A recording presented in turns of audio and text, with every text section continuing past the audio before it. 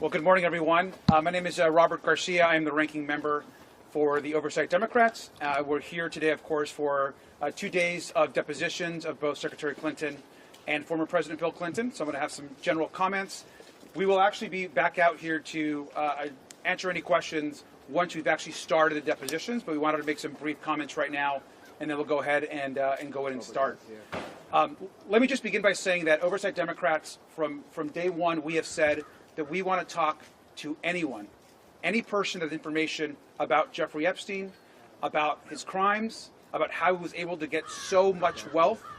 We will talk to any single person, whether that is a Democrat, a Republican, how much wealth they have, how powerful their position is. We want to talk to anyone. So we're happy to be here, and we're glad that both Secretary Clinton and former President Clinton are willing to talk to this committee. I also think it's important to note, I'm glad to see that we have our Republican colleagues here. As a big group of them, I wish they would have joined us at the Les Wexner deposition, but I'm glad that they're here now to get questions answered. That is an important part of our investigation. Let me just add that as it relates to Secretary Clinton, who's here today, she has been very clear. She's never met Jeffrey Epstein. We have no evidence of her having any interactions with Mr. Epstein. And so I think that's important to note as we walk into this deposition. But I also want to say, which I think is very important, that at this very moment, the Department of Justice continues to lead a White House cover-up. And we're going to be demanding, even over these next few days, that the remaining files that have not been released get released to the public. And that includes new files that were just discovered in the last couple days of a survivor that has made serious accusations and allegations against not just Jeffrey Epstein, but also against President Trump, and about abuse that she suffered when she was a minor.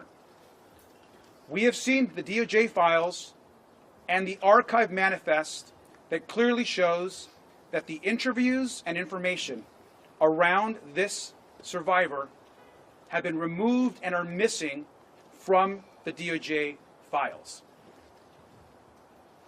Where are these files? Who removed them? Those questions have to be answered. What we have is a survivor that we have verified, that others have verified, and those files are missing. And it's not just those. It's an additional 50% of files that are missing. It is unconscionable, it is illegal, and Pam Bondi and the President need to answer to where those files are.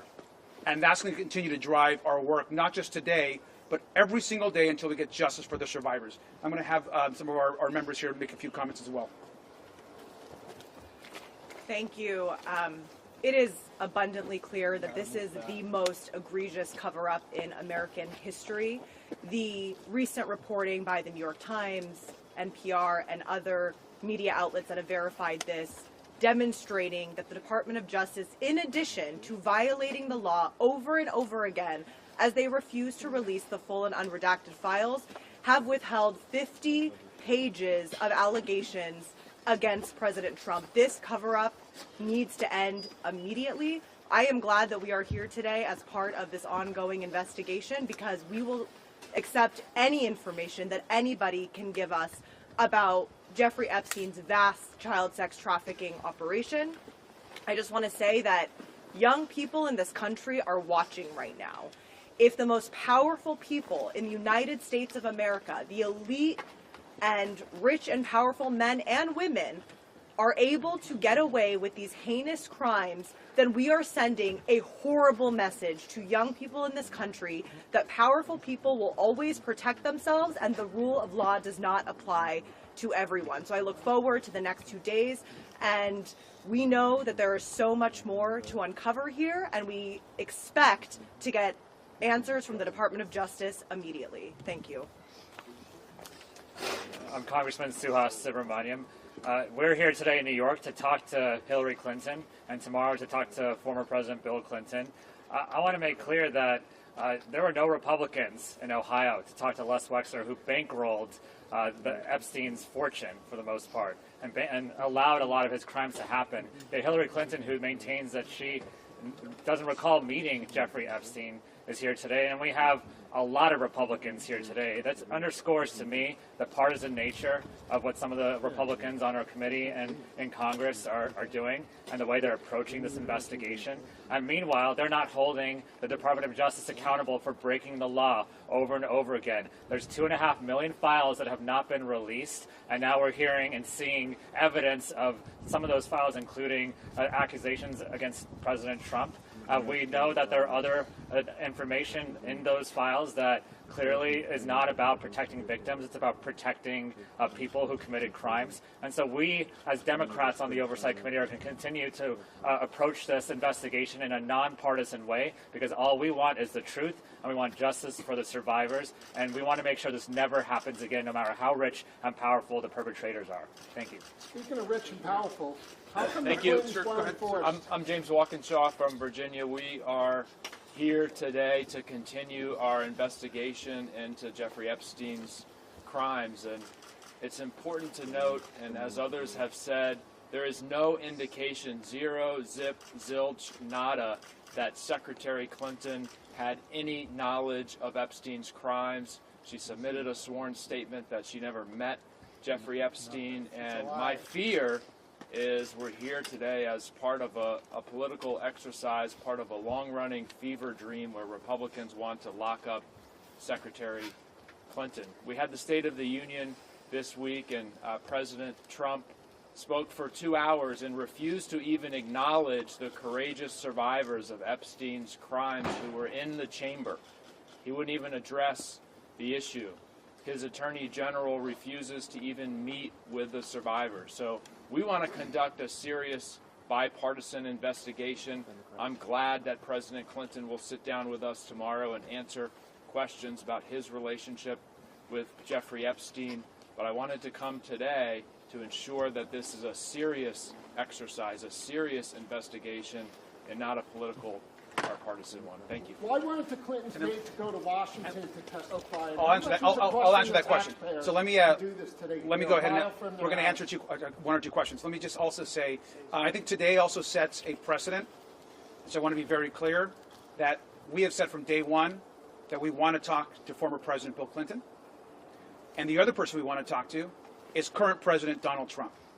And so we should be very clear that now that we're going to hear from former President Clinton, I hope that Chairman Comer and the Republicans will join us in demanding that the person who actually appears more times in the files than the former president, who we want to speak with, is President Donald Trump. And so let's get President Trump in front of our committee to answer the questions that are being asked across this country from survivors and from those who have been brutally attacked and raped, sometimes as children.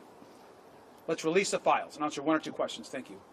So should the Clintons have come forward sooner to testify and be deposed in front of the committee? And also, what are the discussions with Republicans about bringing other administration officials like Lutnick, who are mentioned in these files, before lawmakers? We want to hear from Howard Lutnick. Howard Lutnick, of course, said that he stopped communicating with Epstein, our Commerce Secretary, then goes on to visit Epstein's island, communicate with him, go into business with him, all of which was not disclosed. He should not be the Commerce Secretary right now. As it relates to the questions about the location was selected by Republicans. The majority controls where and how these depositions are done. We want to continue hearing from folks. Just a question. What could they possibly ask Hillary Clinton all day? They've mentioned Maxwell at the wedding. And what questions, you said you're happy to talk to anyone. What questions do you have for Hillary Clinton, given that she said she has no connection? We're gonna give the Secretary an opportunity to clarify any questions that Republicans might have, that we might have. Look, if she has any information that could be helpful to the investigation, we want to hear that. And so we're going to find out here. And we'll report back what's actually being asked. But broadly speaking, anyone that has any information, whether they're Republicans or Democrats, we want a nonpartisan investigation, and that's going to include ensuring that President Trump comes before our committee. Yes? Do you have questions about the Clinton Global Initiative and the fundraising? There's going to be questions asked about that. So thank you very much. We'll come back out.